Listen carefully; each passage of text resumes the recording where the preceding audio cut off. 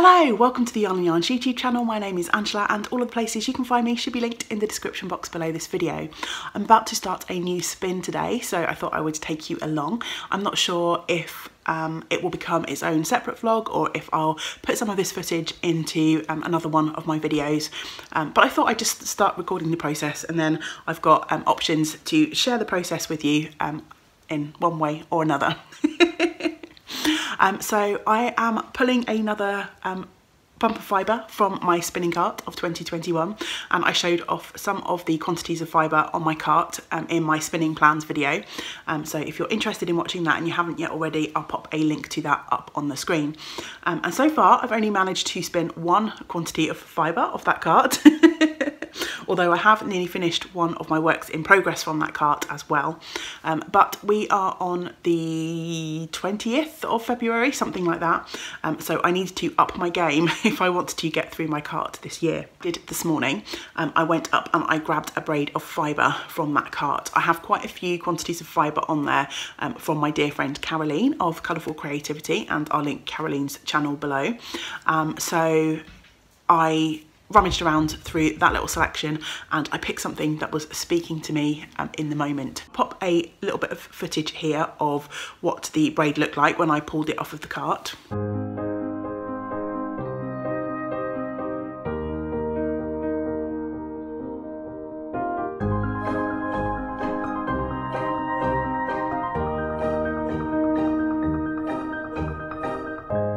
I've now unravelled the braid and I've just kind of wound it up into a little wheel just to make it convenient for me to show this off to you on the video this morning.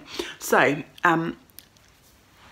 as I look outside of my window, I can see definite signs of spring starting to crop up. We've got some miniature daffodils in the front garden, and we've got our little bluebell patch in the back garden, and the green shoots are starting to pop up in the bluebell patch, and some of the daffodils have already started to flower. So I'm definitely feeling the kind of spring vibes, and I think probably you can see that that's influenced my choice of braid when I visited my spinning cart this morning.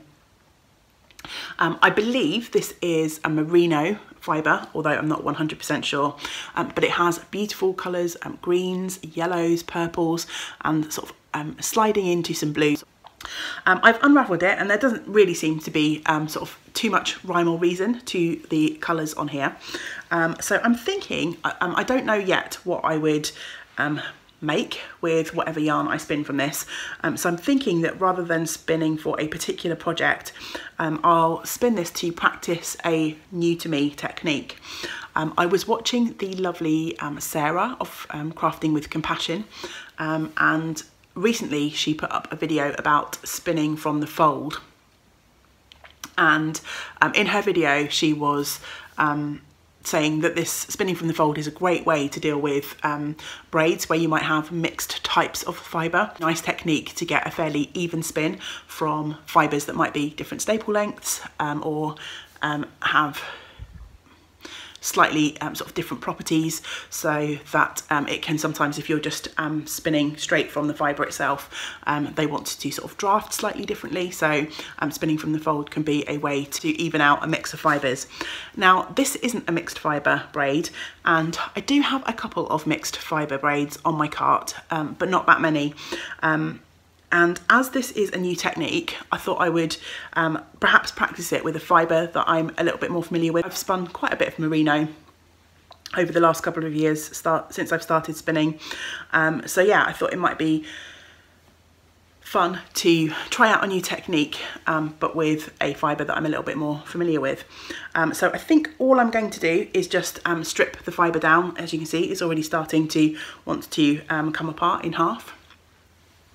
And then with the spinning from the fold technique, you basically just split off a staple length, fold it over your finger, and then you can start sort of spinning from this folded end. So yeah, it's going to be quite interesting to have a go at this on my e-spinner. I feel like it might be something that might be easier to try for the first time on my treader wheel, because you have a little bit more control over the sort of immediate stopping, starting and adjusting your treadling speed and things if things go awry, whereas the e-spinner just keeps on spinning at steady speed no matter what you do unless you stop it. But yeah, I'm gonna give it a go. Let's see what happens. You know me, dive right in and see what we get.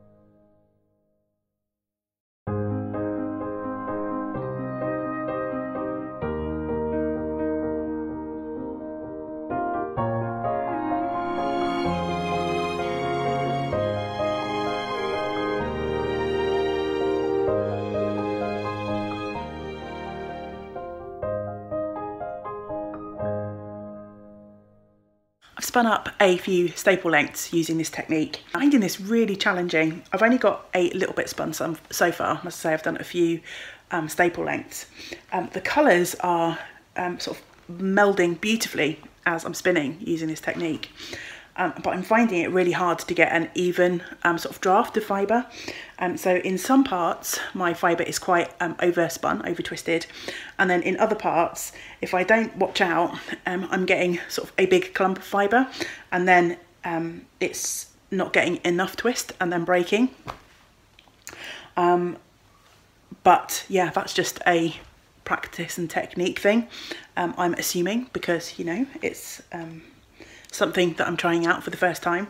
At the moment, I'm not worried about the consistency of the yarn, but I would like to try and get to a point by the end of this spin, I've still got plenty of fibre to go, where I can try and find a way to get this sort of drafting off the fold a little bit more consistently.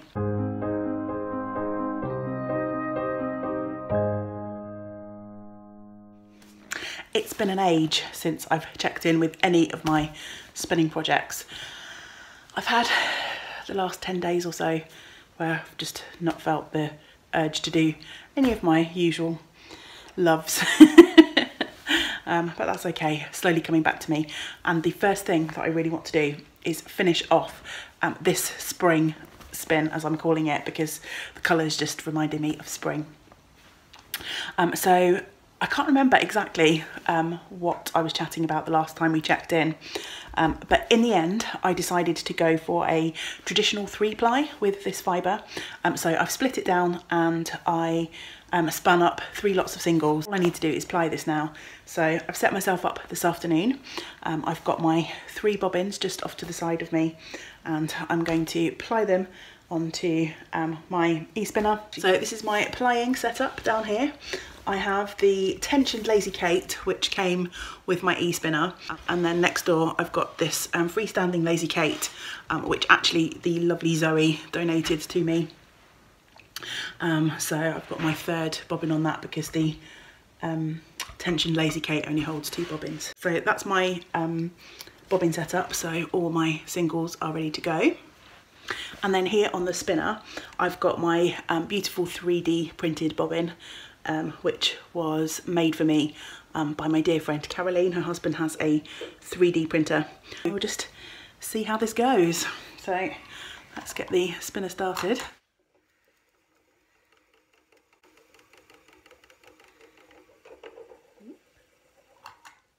So yeah, that wasn't massively successful, was it? The end of my fibre split, it's just these kind of end bits where I've been storing them on the bobbin and they've come untwisted slightly. So I'm just going to need to set this back up again. And I've turned the tension down a little bit. It has quite a strong pull on it. So I'm gonna, till we get going, turn that tension down a bit and see if we can get going this time. Take 2.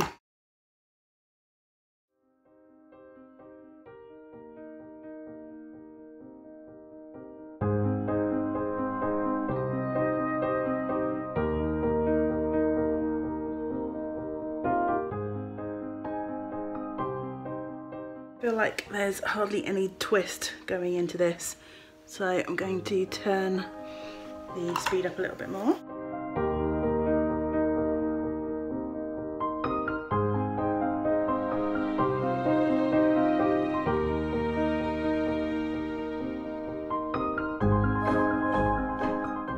It's still a little bit under twisted here, but obviously it continues to get twist until it actually arrives on the bobbin. So just pulling out this little bit, I can see it's actually trying to twist up on itself, so that's got a nice bit of twist to it, maybe even slightly over twisted. Oh, I've jumbled this up. There we go. So I might just turn that down a wee fraction and get going.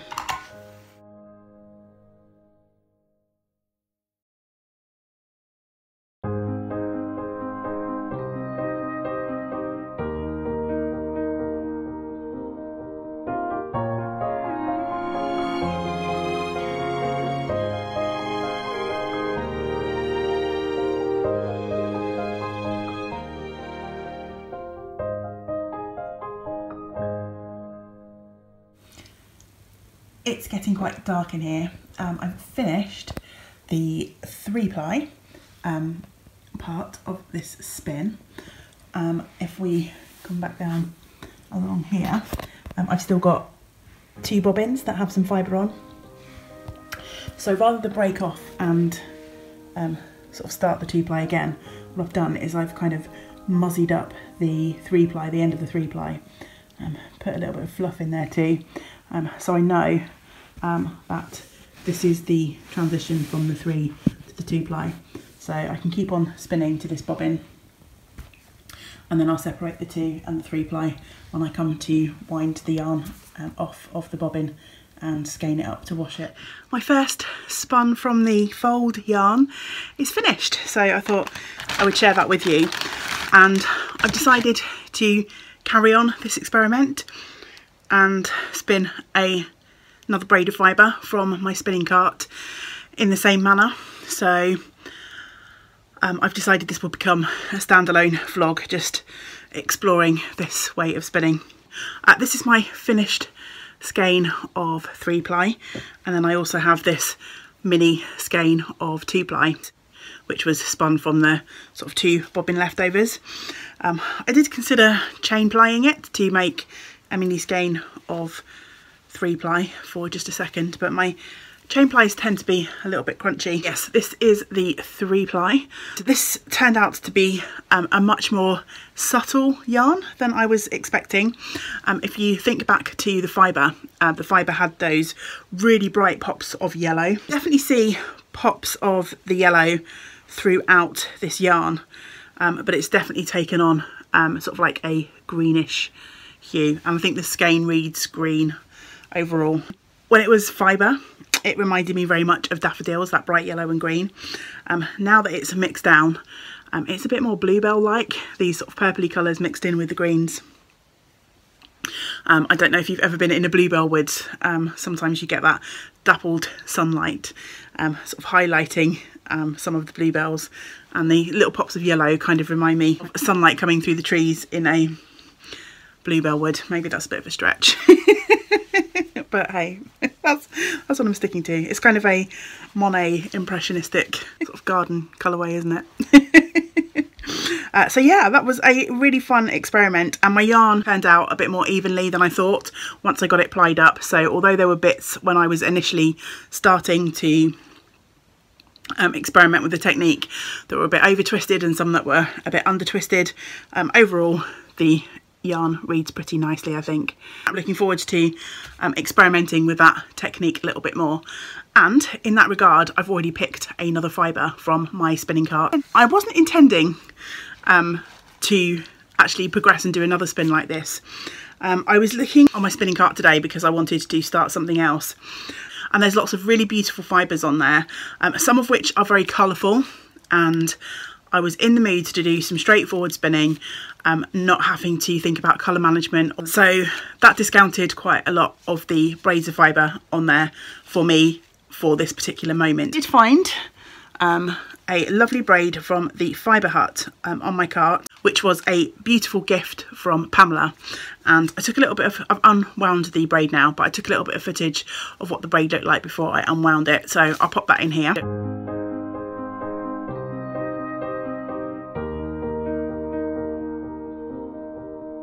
So I've got it in my basket now, all just sat in there. I haven't done anything with it yet. I just piled it into this little basket to keep it all together. But the label on this fibre just says the Fibre Hut combed fibre top in the Whisper Flame colourway. So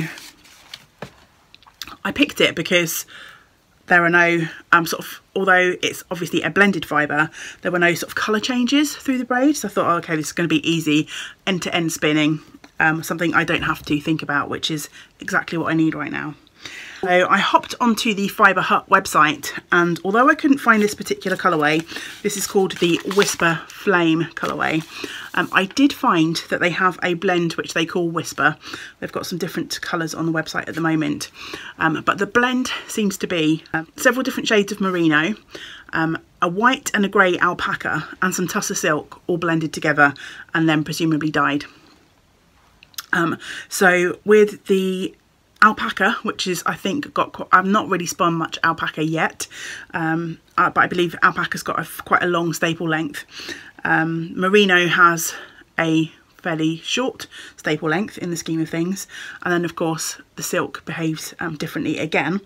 I thought, actually, this is going to be a great one to carry on my experimenting with the spinning from the fold technique, particularly as the reason that I started experimenting with this technique is because I watched Sarah's video, and Sarah said that this technique is great for fibre blends, and then I picked a merino out of my stash.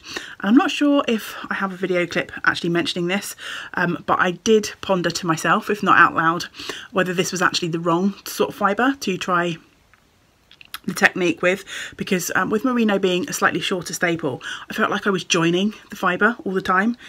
I was spinning through my sort of staple lengths really quickly. I just felt like it was an endless parade of joining. So yeah, I'm going to be interested to experiment with this blend, which has all sorts of different types of fibre in, to see whether I find the spinning from the fold technique a bit more enjoyable. Before I can comment on that, I need to get spinning, don't I? A few days have passed and I have finished spinning my first bobbin of the Fibre Hut fibre that I just showed you.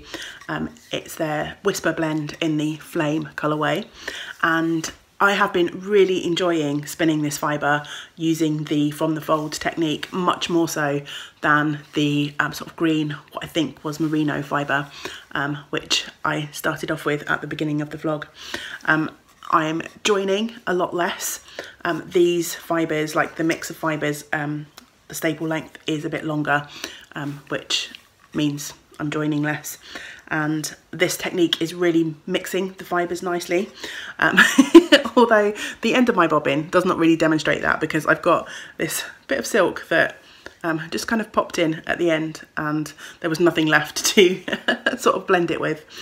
Throughout the rest of the bobbin, I think you can probably see these have, for the most part, mixed in really nicely. I'm enjoying the spinning from the fold technique much more with this particular blend of fibre. It's it's Easter Monday here as I'm recording this. You can probably see my Easter egg in the background there, busted.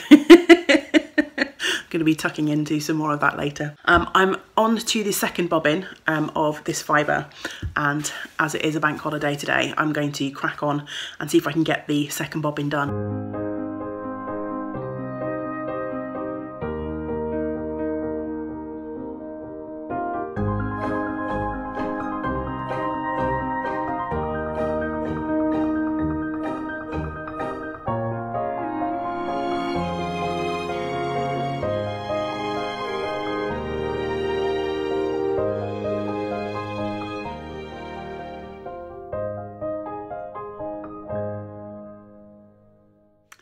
I think it's high time that I wrapped up this vlog. It's now the middle of April, and I think I started filming the first section for this back in February sometime. I've forgotten now, you probably know better than me. I'm sure I mentioned it at the start. But I finished spinning and plying the second yarn, the Fibre Hut blend, the Whisper blend. And here is my finished yarn from that fibre, and I'm really pleased with how this has turned out. I think it's pretty consistent. There are still inconsistencies, of course. It's my hand spun and I'm not a machine, but I think when I compare the two yarns that I've spun as part of this vlog, the second is definitely more consistent, and I'm glad that circumstances kind of made me pick this yarn up, and that I decided to carry on with my experiments in spinning in this way that's new to me. I think I have learnt to enjoy this technique a lot more through spinning this second braid. I mentioned earlier that I found the first braid, although I really like the yarn, I found the technique a little bit frustrating, and I guess that was a combination between it being new to me and also perhaps the fact that although my first braid is an unknown fibre, I'm fairly sure it's a single breed fibre and probably merino, so maybe wasn't the best one for experimenting with this technique, and jumping straight in and doing this braid in the same way straight after obviously meant that I hadn't forgotten what I'd done, and working with this blend was a lot more enjoyable. So I think it has taught me to enjoy the technique more than if I'd gone off and spun something else. I think there's a chance that I may not have come back and played with the technique, which would have been a real shame. So lesson learned for me: don't turn your nose up just because your first attempt at something was not the most enjoyable. Keep persevering, because you never know, you might change your mind. Oh, I hope you don't mind, I'm supping on some nice refreshing peppermint tea. So for this second spin, I ended up with the majority of the fibre being a traditionally 3-ply yarn in the end, and then I also have this mini skein, which on the first little braid of fibre I decided to 2-ply the leftovers. For this one I decided to chain ply the leftovers, and I'm glad that I did, because this is a lot less dense, a lot less crunchy than my previous attempts at chain plying on my e-spinner. It's a little bit sort of denser than the traditionally spun 3-ply, but it's not too far off. The drape and the consistency is not wildly different to the traditional 3-ply, and I think I've decided on a project for this yarn, which may become my next fibre to finished object vlog. We shall see. Watch this space. As always, thank you so much for joining me for this adventure. I know some of you are not spinners, and some of you are way further ahead in your spinning journey than me, so I thank you for watching, for being interested enough in my spinning journey to follow along as I try out these different things, some of which you may have tried and be an expert in. You can watch my bumbling attempts and have a little bit of a giggle. If you have tried this technique before and have any suggestions for how you think I can improve my techniques with it, if you've got any particular fibres perhaps that you have spun in this way and enjoyed that you'd like to recommend me, I would love to know in the comments below. Or just let me know what you're spinning, what fibres you're enjoying at the moment, because I always love to hear and be inspired by the projects that you're all working on.